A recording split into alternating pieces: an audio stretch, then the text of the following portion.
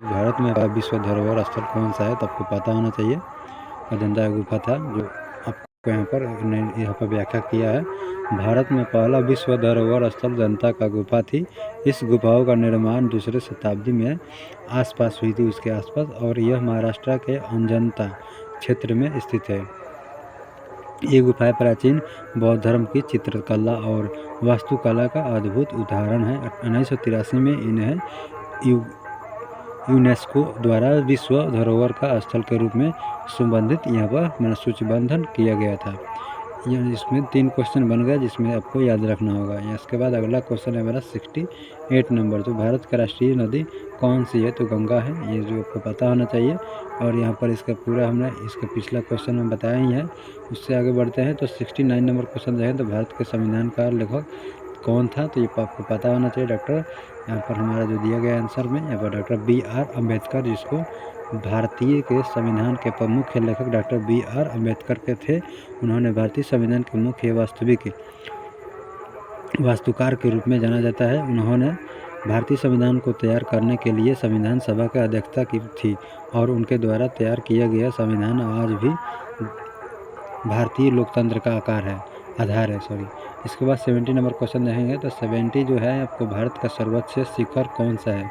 भारत का सर्वोच्च शिखर आपको पता होना चाहिए, जो आपका एवरेस्ट है वो है। और यहाँ पर इसका व्याख्या हमने किया है, तो व्याख्या यहाँ पर दिया गया है कि भारत का सर्वोच्च शिखर माउंट एवरेस्ट है, जो नेपाल और तिब्बत की सीमा पर स्थित है।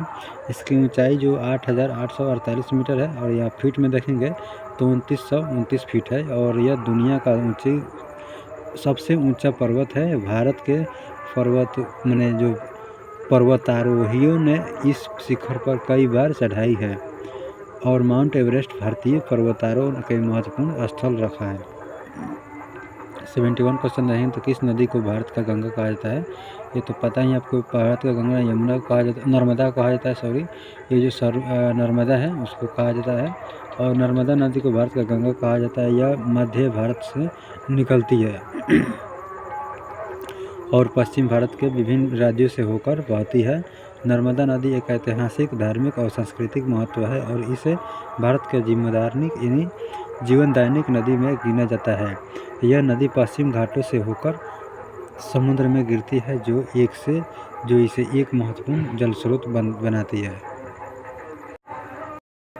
और इससे अगला क्वेश्चन रहेंगे 72 क्वेश्चन, तो यहाँ पर हमारा मिलेगा इसका, किस भारतीय वैज्ञानिक को भौतिकी का नोबेल पुरस्कार मिला, तो यहाँ पर पता होना चाहिए। भारतीय का जो नोबेल पुरस्कार मिला, जो डॉक्टर CV रामन है, उनको मिला है।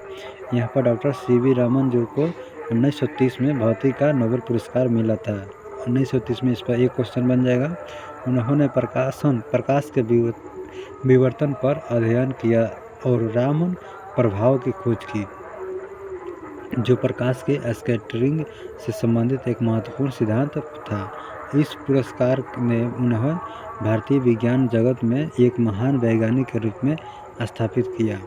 यहाँ पर देखें 73 क्वेश्चन, तो सौरमंडल का सबसे बड़ा ग्रह कौन सा है, तो आपको पता होना चाहिए बृहस्पति जो है इस सौरमंडल का बड़ा ग्रह है। इसकी जो यहाँ पर लगभग बृहस्पति ग्रह का व्यास जो देखेंगे तो 1,42,984 किलोमीटर है, और यह एक विशाल आकार का है।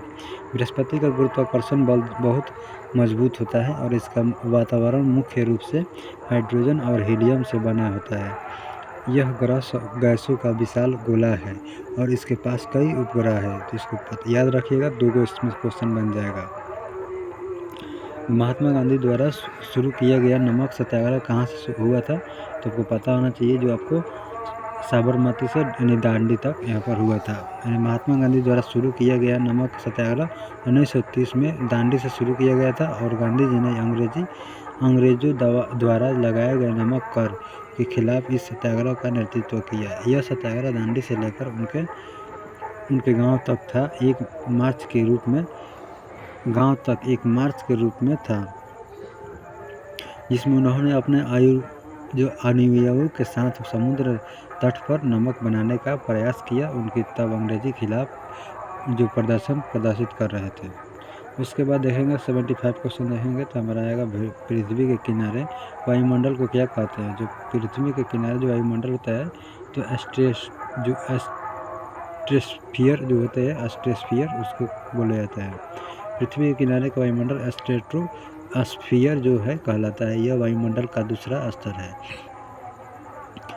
जो ट्रोपोस्फियर जो है, ट्रोपोस्फियर जमीन के सबसे नज़दीकी वायुमंडल है और ऊपर जो मेसोस्फियर के नीचे स्थित है। इसमें से ओजोन परत होती है जो सूर्य के हानिकारक पराबैंगनी किरणों को पृथ्वी तक पहुंचने से रोकती है। इसी तरह अगला क्वेश्चन है 76 नंबर, किसने सत्याग्रह का सिद्धांत दिया था? सत्याग्रह का सिद्धांत देने वाले महात्मा गांधी थे और यहाँ पर सत्याग्रह का सिद्धांत महात्मा गांधी द्वारा लिया गया था। यह आंदोलन सत्य और अहिंसा का जो आपका सिद्धांतों पर आधारित था, जिसमें बल आयोग के बजाय सत्य के प्रति अवस्था था और अहिंसा का पालन किया जाता था। गांधी जी ने सत्याग्रह को स्वतंत्रता संग्राम में एक प्रभावी हथियार के रूप में उपयोग किया, जिसमें से ब्रिटिश साम्राज्य के खिलाफ भारतीय जनता में जागरूकता और एकता आई। क्वेश्चन नंबर 77 देखें तो भारत का सबसे बड़ा महल कौन सा है? तो सबसे बड़ा महल यहाँ पर जोधपुर है, किला जोधपुर का किला है। और यहाँ पर जाइएगा कब देखिएगा, भारत का सबसे बड़ा महल जो है जोधपुर किला है, जिसे जो मेहरानगढ़ किला की भी जाता है। मेहरानगढ़ किला भी कहा जाता है। यह किला जोधपुर राजस्थान में स्थित है और इसकी विशालता और सुंदरता के लिए प्रसिद्ध है। किले के अंदर कई महल, मंदिर में संग्रहालय है जो राजनीतिक, सांस्कृतिक और ऐतिहासिक को दर्शाता है। क्वेश्चन नंबर 78 देखेंगे तो भारत में पहले रेलवे स्टेशन कब और कहाँ बना था? तो आपको पता होना चाहिए, जो मुंबई में बना था 1853 में। क्वेश्चन नंबर देखेंगे, भारत में पहला रेलवे स्टेशन 1853 में मुंबई में बना था। यह रेलवे मार्ग बम्बे मुंबई यानी से थाने के बीच था और यह लगभग 34 किलोमीटर था। यह भारत में रेलवे यातायात की शुरुआत थी, जो भारतीय परिवहन प्रणाली का आधार बनी और पूरे देश में रेलवे नेटवर्क का विकास हुआ। इसी तरह क्वेश्चन नंबर देखेंगे हमारा 79 नंबर, तो भारत के संविधान का सभा का पहली बैठक कब हुई थी? ये पता होना चाहिए आपको। 1946 में बैठक हुई थी 9 दिसंबर को। भारत में पहली संविधान सभा की बैठक जो हुई थी 9 दिसंबर 1946 को हुई थी। इस सभा का गठन भारतीय स्वतंत्रता के संग्राम के बाद संविधान बनने के लिए किया गया था। संविधान सभा ने भारतीय के संविधान को तैयार किया, जो 26 जनवरी 1950 में लागू हुआ और इस दिन को भारत के गणराज्य बनने के लिए माना जाता है। क्वेश्चन नंबर 80 देखेंगे तो भारत में पहला मिसाइल कार्यक्रम कौन सा था? जो आपको पता होना चाहिए, मिसाइल कार्यक्रम जो आगुन मिसाइल था और भारत का पहला मिसाइल कार्यक्रम आगुन मिसाइल था। यह एक स्वदेशी रूप से विकसित जो बैलिस्टिक मिसाइल है, जिसमें से भारतीय रक्षा अनुसंधान और विकास संगठन DRDO द्वारा विकसित किया गया था। आगुन मिसाइल का परीक्षण 1979 में किया गया था और इसके बाद इसे भारतीय सेना के शामिल किया गया था। एक क्वेश्चन बन जाएगा, इस पर एक याद रखिएगा। क्वेश्चन नंबर हमारा 81 तो है, संविधान का अनुच्छेद 370 का संबंध किस राज्य से है? तो आपको पता नहीं चाहिए, जम्मू कश्मीर से है। यहाँ पर हमने पूरा डिटेल यहाँ पर दिया है। संविधान के अनुच्छेद 370 का संबंध जम्मू और कश्मीर राज्य से है। यह अनुच्छेद जम्मू और कश्मीर को विशेष दर्जा प्रदान करती है और राज्य को भारतीय संघ में सम्मिलित करने के लिए कुछ विशेष प्रावधानों के तहत कार्य करते हैं। हालांकि 5 अगस्त 2019 को भारत सरकार ने अनुच्छेद 370 को पूरी तरह से निष्क्रिय कर दिया, जिसमें जम्मू कश्मीर को विशेष दर्जा प्राप्त हो गया। क्वेश्चन नंबर देखेंगे हमारा अगला 82 क्वेश्चन जो है हमारा, भारत में पहला परमाणु परीक्षण कहाँ किया गया था? आपको होना चाहिए, जो मुंबई में पोखरण में हुआ था, जो 18 मई 1974 को पोखरण में राजस्थान में किया गया था। इसका मिसाइल जो स्माइलिंग बुद्ध कहा गया, इसका नाम स्माइलिंग बुद्ध। भारत ने यह परीक्षण शांतिपूर्ण उद्देश्य से के तहत किया था, लेकिन यह परीक्षण अंतर्राष्ट्रीय समुदाय में भारत के परमाणु कार्यक्रम को लेकर विवाद उत्पन्न करने का कारण बन गया। क्वेश्चन नंबर 83 देखेंगे तो संविधान की पहली संशोधन अधिनियमित कब पारित हुआ? तो अधिनियमित कब पारित हुआ था? 1951 में पारित हुआ था। भारत का संविधान 26 जनवरी 1950 को लागू हुआ था और इसके बाद पहला संशोधन अधिनियम 1951 में पारित हुआ था। इस संशोधन में कुछ महत्वपूर्ण बदलाव किए गए थे, जैसे कि स्वतंत्रता संग्राम सैनिकों के लिए आरक्षित सीटों का प्रावधान और कुछ मूल अधिकारों को सम्मिलित किया गया। एक क्वेश्चन में से 2 क्वेश्चन आपको बनने वाला है, तो याद रखिएगा। अगला क्वेश्चन 84 देखेंगे तो भारत में किस लोकतंत्र का मंदिर कहा जाता है? लोकतंत्र का मंदिर कहा जाता है तो आपको लोकतंत्र का मंदिर संसद भवन है, जो आपको यहाँ पर पूरा डिटेल हमने यहाँ पर दिया है। भारत में संसद को लोकतंत्र का मंदिर कहा जाता है क्योंकि यह भारत का सर्वोच्च विधायी निकाय है।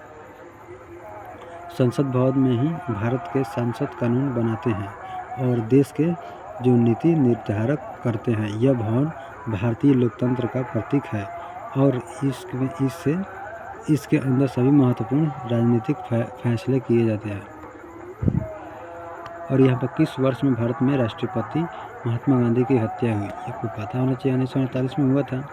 तो महात्मा गांधी की हत्या 30 जनवरी 1948 को नाथूराम गोडसे द्वारा की गई थी। गांधी जी को उनके अहिंसा के सिद्धांतों और भारतीय स्वतंत्रता संग्राम के लिए उनकी भूमिका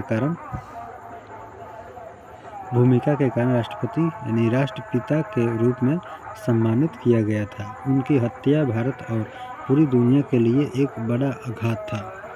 क्वेश्चन नंबर हमारा जो आएगा 86 नंबर,